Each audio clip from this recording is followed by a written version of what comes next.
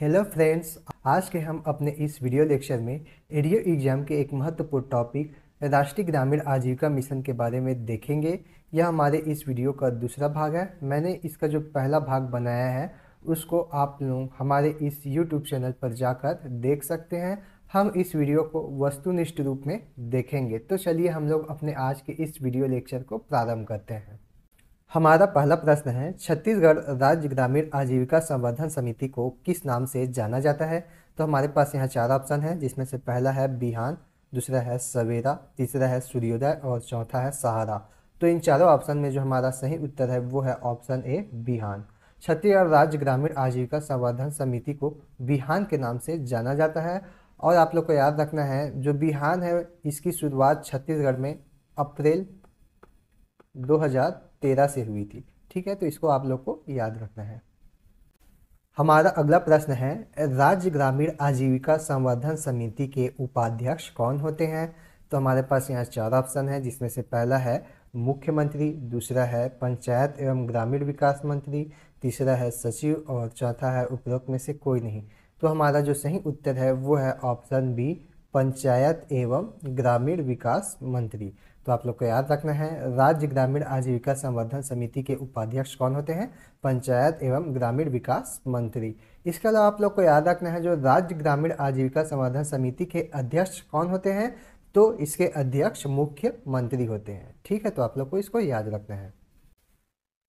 हमारा अगला प्रश्न है, राज्य ग्रामीण आजीविका संवर्धन समिति का कार्यालय कहाँ है। तो हमारे पास यहाँ चार ऑप्शन है, पहला है रायपुर, दूसरा है बिलासपुर, तीसरा है दुर्ग और चौथा है उपरोक्त में से कोई नहीं। तो हमारा जो सही उत्तर है वो है ऑप्शन ए रायपुर। राज्य ग्रामीण आजीविका संवर्धन समिति का कार्यालय रायपुर में स्थित है। हमारा अगला प्रश्न है, केंद्र सरकार ने 2023-24 तक दीनदयाल अंत्योदय योजना राष्ट्रीय ग्रामीण आजीविका मिशन के तहत कितने ग्रामीण परिवारों को स्वयं सहायता समूहों में संगठित करने का लक्ष्य रखा था। तो हमारे पास यहाँ चार ऑप्शन दिए गए हैं और इन चारों ऑप्शन में जो हमारा सही उत्तर है वो है 10 करोड़। तो आप लोग को याद रखना है, केंद्र सरकार ने 2023-24 तक दीनदयाल अंत्योदय योजना राष्ट्रीय ग्रामीण आजीविका मिशन के तहत 10 करोड़ ग्रामीण परिवारों को स्वयं सहायता समूहों में संगठित करने का लक्ष्य रखा था। हमारा अगला प्रश्न है, छत्तीसगढ़ में विशेष पिछड़ी जनजाति के आजीविका के लिए चलाया जा रहा उत्थान योजना कितने जिलों में संचालित है। तो हमारे पास यहाँ चार ऑप्शन दिए गए हैं और इन चारों ऑप्शन में जो हमारा सही उत्तर है वो है ऑप्शन बी, 9 जिला। तो आप लोग को याद रखना है, छत्तीसगढ़ में विशेष पिछड़ी जनजाति के आजीविका के लिए चलाया जा रहा उत्थान योजना छत्तीसगढ़ के 9 जिलों में संचालित है। तो अब हम लोग इन जिलों के नाम को भी देख लेते हैं। तो इसमें आप लोग को पहला याद रखना है कबीरधाम, दूसरा याद रखना है बलरामपुर, तीसरा याद रखना है कोरबा, चौथा याद रखना है रायगढ़, पांचवा याद रखना है आप लोग को सरगुजा, छठवां याद रखना है गरियाबंद और सातवां याद रखना है धमतरी, आठवां याद रखना है राजनांदगांव। परंतु राजनांदगांव से जो नए जिले निर्माण हुए हैं उसके पश्चात आप लोग को उसका नाम याद रखना है और वो जिला कौन सा है, तो उस जिले का नाम है खैरागढ़, छुईखदान, गंडई। और जो नौवा जो जिला है उसका नाम है कोरिया और कोरिया से भी जो नया जिला बना है उसके पश्चात किसका नाम याद रखना है आप लोगों को, मनेन्द्रगढ़, चिरमिरी, भरतपुर। ठीक है, कौन सा जिला याद रखना है, मनेन्द्रगढ़, भरतपुर, चिरमिरी। हमारा अगला प्रश्न है, छत्तीसगढ़ में विशेष पिछड़ी जनजाति के आजीविका के लिए चलाया जा रहा उत्थान योजना निम्न में से किस जिला में संचालित है। तो हमारे पास यहाँ चार ऑप्शन दिए गए हैं, जिसमें से पहला है गरियाबंद, दूसरा है धमतरी, तीसरा है कोरबा और चौथा है उपरोक्त सभी। तो हमारा जो सही उत्तर होगा वो है उपरोक्त सभी। हम लोगों ने इससे पहले ही देखा है कि छत्तीसगढ़ में जो विशेष पिछड़ी जनजाति के आजीविका के लिए चलाया जा रहा उत्थान योजना कौन कौन से जिलों में संचालित है, गरियाबंद, धमतरी, कोरबा। तो हमारा जो सही उत्तर होगा वो है उपरोक्त सभी। तो आप लोग को मैंने बता चुका है कि जो छत्तीसगढ़ में 9 जिलों में कौन सा योजना संचालित हो रही है, उत्थान योजना। हमारा अगला प्रश्न है, छत्तीसगढ़ में विशेष पिछड़ी जनजाति के आजीविका के लिए चलाया जा रहा उत्थान योजना कितने विकास खंड में संचालित है? तो हमारे पास यहाँ 4 ऑप्शन दिए गए हैं और इन चारों ऑप्शन में जो हमारा सही उत्तर है वो है ऑप्शन ए 14 विकास खंड। ठीक है, तो आप लोग को याद रखना है छत्तीसगढ़ में विशेष पिछड़ी जनजाति के आजीविका के लिए चलाया जा रहा उत्थान योजना कितने विकास खंडों में संचालित है? तो 14 विकास खंडों में संचालित है। और यदि आप लोग से जिला बोलेगा तो कितने जिलों में? तो 9 जिलों में संचालित है। अब हम इन विकास खंडों के नामों को भी देख लेते हैं। तो आप लोग को बलरामपुर से शंकरगढ़ एवं वाड्रापनगर को याद रखना है, गरियाबंद से गरियाबंद व मैनपुर को याद रखना है, सरगुजा से आप लोग को अंबिकापुर, बतौली, मैनपाट व उदयपुर को याद रखना है, धमतरी से आप लोग को नगरी विकास खंड को याद रखना है और यहाँ पर खैरागढ़, छुई खदान, गंडई से आप लोग को छुई खदान जो विकास खंड है उसको याद रखना है, कबीरधाम जिले से आप लोग को पंडरिया विकास खंड को याद रखना है, रायगढ़ जिला से आप लोग को धर्मजयगढ़ विकास खंड को याद रखना है और कोरबा जिला से कोरबा विकास खंड को याद रखना है। इसके अलावा मनेंद्रगढ़, चिरमिरी, भरतपुर जिला से आप लोग को भरतपुर विकास खंड को याद रखना है। तो ये 14 विकास खंड है जहाँ पर उत्थान योजना संचालित हो रही है।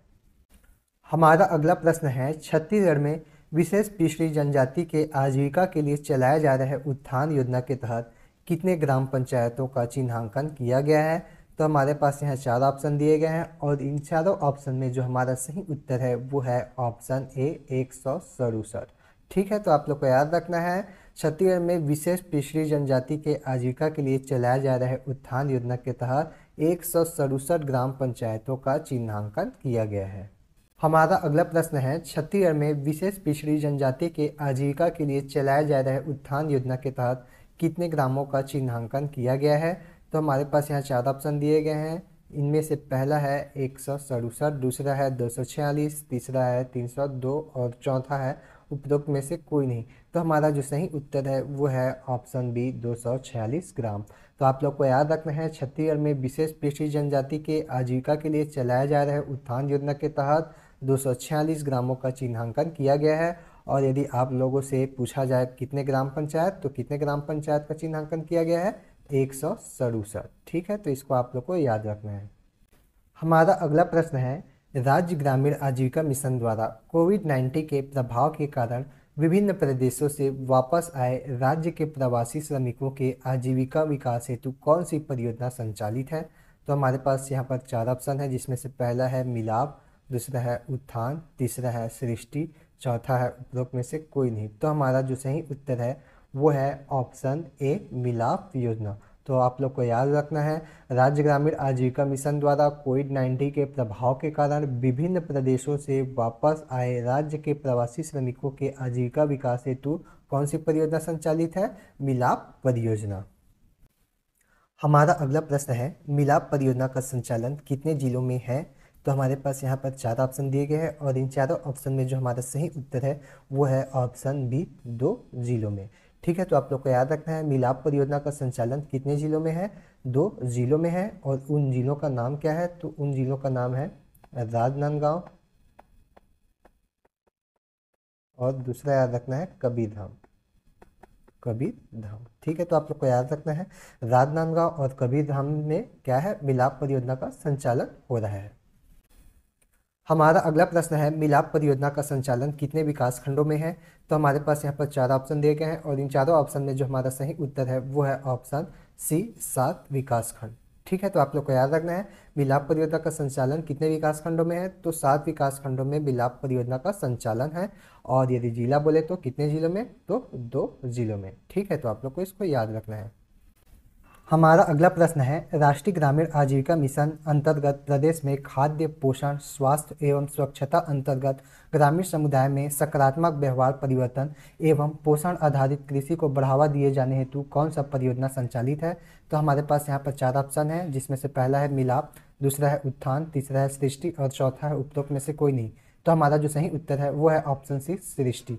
ठीक है, तो आप लोग को याद रखना है राष्ट्रीय ग्रामीण आजीविका मिशन अंतर्गत प्रदेश में खाद्य, पोषण, स्वास्थ्य एवं स्वच्छता अंतर्गत ग्रामीण समुदाय में सकारात्मक व्यवहार परिवर्तन एवं पोषण आधारित कृषि को बढ़ावा दिए जाने हेतु राज्य में सृष्टि परियोजना संचालित है। हमारा अगला प्रश्न है, सृष्टि परियोजना राज्य के कितने जिलों में संचालित है? तो हमारे पास यहाँ पर 4 ऑप्शन दिए गए हैं और इन चारों ऑप्शन में जो हमारा सही उत्तर है वो है ऑप्शन बी, 3 जिलों में। तो आप लोग को याद रखना है, सृष्टि परियोजना राज्य के 3 जिलों में संचालित है। अब हम लोग इन जिलों के नाम को भी देख लेते हैं। तो आप लोग को पहला याद रखना है रायपुर, दूसरा याद रखना है धमतरी और तीसरा याद रखना है सरगुजा। ठीक है, तो इन तीनों जिलों का नाम आप लोग को याद रखना है। हमारा अगला प्रश्न है, सृष्टि परियोजना राज्य के किस जिले में संचालित है? तो हमारे पास यहाँ पर 4 ऑप्शन दिए गए हैं, जिसमें से पहला है सरगुजा, दूसरा रायपुर, तीसरा धमतरी और चौथा है उपरोक्त सभी। तो हमारा जो सही उत्तर है वो है ऑप्शन डी, उपरोक्त सभी। सृष्टि परियोजना राज्य के सरगुजा जिला, रायपुर जिला और धमतरी इन तीनों ही जिलों में संचालित है। हमारा अगला प्रश्न है, सृष्टि परियोजना राज्य के कितने विकास खंडों में संचालित है? तो हमारे पास यहाँ 4 ऑप्शन दिए गए हैं और इन चारों ऑप्शन में जो हमारा सही उत्तर है वो है ऑप्शन बी, 3 विकास खंडों में। तो सृष्टि परियोजना राज्य के 3 विकास खंडों में संचालित है और उन विकास खंडों का नाम इस प्रकार से है, जिसमें से पहला है तिल्दा विकास खंड, जो कि कौन से जिले में आता है? रायपुर जिला में आता है। उसके बाद याद रखना है आप लोग को मगर लोड, ये कौन से ज़िले में आएगा? तो ये धमतरी जिला में आएगा। और तीसरा याद रखना है आप लोग को लखनपुर विकासखंड, तो ये कौन से ज़िले में आएगा? तो ये सरगुजा जिला में आएगा। हमारा अगला प्रश्न है, सृष्टि परियोजना राज्य में कितने वर्षों के लिए संचालित है? तो हमारे पास यहाँ पर 4 ऑप्शन दिए गए हैं और इन चारों ऑप्शन में जो हमारा सही उत्तर है वो है ऑप्शन बी, 3 वर्ष के लिए। तो सृष्टि परियोजना राज्य में कितने वर्षों के लिए संचालित है? तो 3 वर्षों के लिए संचालित है। हमारा अगला प्रश्न है, राष्ट्रीय ग्रामीण आजीविका मिशन के अंतर्गत गरीब परिवारों की प्रजनन उम्र समूह की महिलाओं के स्वास्थ्य एवं पोषण स्तर को बेहतर करने के लिए कौन सा परियोजना चलाया जा रहा है? तो हमारे पास यहाँ 4 ऑप्शन है और इन चारों ऑप्शन में जो हमारा सही उत्तर है वो है स्वाभिमान परियोजना। ठीक है, तो आप लोग को याद रखना है, राष्ट्रीय ग्रामीण आजीविका मिशन के अंतर्गत गरीब परिवारों की प्रजनन उम्र समूह की महिलाओं के स्वास्थ्य एवं पोषण स्तर को बेहतर करने के लिए स्वाभिमान परियोजना चलाया जा रहा है। हमारा अगला प्रश्न है, स्वाभिमान परियोजना को और किस नाम से जाना जाता है? तो हमारे पास यहाँ पर 4 ऑप्शन दिए गए हैं और इन चारों ऑप्शन में जो हमारा सही उत्तर है वो है ऑप्शन ए, समृद्ध बिहान कार्यक्रम। ठीक है, तो आप लोग को याद रखना है, स्वाभिमान परियोजना को और किस नाम से जाना जाता है? समृद्ध बिहान कार्यक्रम के नाम से जाना जाता है। हमारा अगला प्रश्न है, समृद्ध बिहान कार्यक्रम को राज्य के कितने जिलों में सघन रूप से संचालित किया जा रहा है? तो हमारे पास यहाँ 4 ऑप्शन दिए गए हैं और इन चारों ऑप्शन में जो हमारा सही उत्तर है वो है ऑप्शन सी, 32 जिलों में। तो आप लोग को याद रखना है, समृद्ध बिहान कार्यक्रम को राज्य के जो 32 जिलों हैं उसमें सघन रूप से संचालित किया जा रहा है। हमारा अगला प्रश्न है, समृद्ध बिहान कार्यक्रम को राज्य के कितने विकास खंडों में सघन रूप से संचालित किया जा रहा है? तो हमारे पास यहाँ पर 4 ऑप्शन दिए गए हैं और इन चारों ऑप्शन में जो हमारा सही उत्तर है वो है ऑप्शन सी, 68 विकास खंडों में। ठीक है, तो आप लोग को याद रखना है, समृद्ध बिहान कार्यक्रम को राज्य के 68 विकास खंडों में सघन रूप से संचालित किया जा रहा है। हमारा अगला प्रश्न है, बैंकिंग सेवाओं की घर पहुंच सुविधा प्रदान करने के लिए कौन से मॉडल पर कार्य किया जा रहा है? तो हमारे पास ये 4 ऑप्शन है और इन चारों ऑप्शन में जो हमारा सही उत्तर है वो है ऑप्शन ए, बी, सी, सखी। ठीक है, तो आप लोग को याद रखना है, बैंकिंग सेवाओं की घर पहुंच सुविधा प्रदान करने के लिए बी, सी, सखी मॉडल पर कार्य किया जा रहा है। हमारा अगला प्रश्न है, प्रदेश के कितने जिलों में जेंडर रिसर्च सेंटर का संचालन किया जा रहा है? तो हमारे पास ये 4 ऑप्शन है और इन चारों ऑप्शन में जो हमारा सही उत्तर है वो है ऑप्शन बी, 30 जिलों में। ठीक है, तो आप लोग को याद रखना है, प्रदेश के 30 जिलों में जेंडर रिसर्च सेंटर का संचालन किया जा रहा है। प्रदेश में पहले 10 जिलों में जेंडर रिसर्च सेंटर का संचालन किया जा रहा था और अभी वर्तमान में 20 नए जिलों में भी जेंडर रिसर्च सेंटर का संचालन किया जा रहा है। हमारा अगला प्रश्न है, बैंक शाखाओं में बैंक मित्र नियुक्ति हेतु आवश्यक शर्त हैं? तो हमारे पास यहाँ पर 2 कथन दिए गए हैं, जिसमें से पहला है, जिन बैंक शाखाओं में 50 से अधिक महिला स्व सहायता समूह का बचत खाता हो। दूसरा है, जिन बैंक शाखाओं में 30 स्व सहायता समूह का ऋण खाता खुला हो। तो यहाँ पर हमारे पास 4 ऑप्शन दिए गए हैं, जिसमें से पहला है 1 और 2 संयुक्त रूप से, दूसरा है ना 1 और ना 2, तीसरा है 1 अथवा 2। तो हमारा जो ये सही उत्तर है वो है ऑप्शन सी, 1 अथवा 2। इस प्रकार से हम देखते हैं कि बैंक शाखाओं में बैंक मित्र नियुक्ति हेतु जो आवश्यक शर्त है वो क्या है। जिन बैंक शाखाओं में 50 से अधिक महिला स्व सहायता समूह का बचत खाता हो तो वहां पर बैंक मित्र नियुक्त किया जा सकता है। इसके अलावा यदि ये कंडीशन फुलफिल नहीं होता है तो हम लोग दूसरा कंडीशन देख सकते हैं कि ऐसे बैंक शाखा जिनमें 30 स्व सहायता समूह का ऋण खाता खुला हो वहां पर भी हम बैंक मित्र नियुक्त कर सकते हैं। हमारा अगला प्रश्न है, वर्तमान में कार्यरत बैंक मित्र की संख्या कितनी है। तो हमारे पास यहाँ 4 ऑप्शन दिए गए हैं और इन चारों ऑप्शन में जो हमारा सही उत्तर है वो है ऑप्शन ए 1432। ठीक है, तो आप लोग को याद रखना है वर्तमान में कार्यरत बैंक मित्र की संख्या कितनी है, 1432। तो यह था हमारा आज का वीडियो लेक्चर जिसके अंतर्गत हम लोगों ने एडीओ एग्जाम के एक महत्वपूर्ण टॉपिक राष्ट्रीय ग्रामीण आजीविका मिशन के वस्तुनिष्ठ प्रश्नों को देखा है। यदि आप लोगों को यह वीडियो अच्छा लगे तो इस वीडियो को अपने दोस्तों के बीच में ज़्यादा से ज़्यादा शेयर कीजिए। इस वीडियो पर लाइक कमेंट करना ना भूलें, साथ ही हमारे चैनल को सब्सक्राइब जरूर करें। आज के लिए बस इतना ही, धन्यवाद।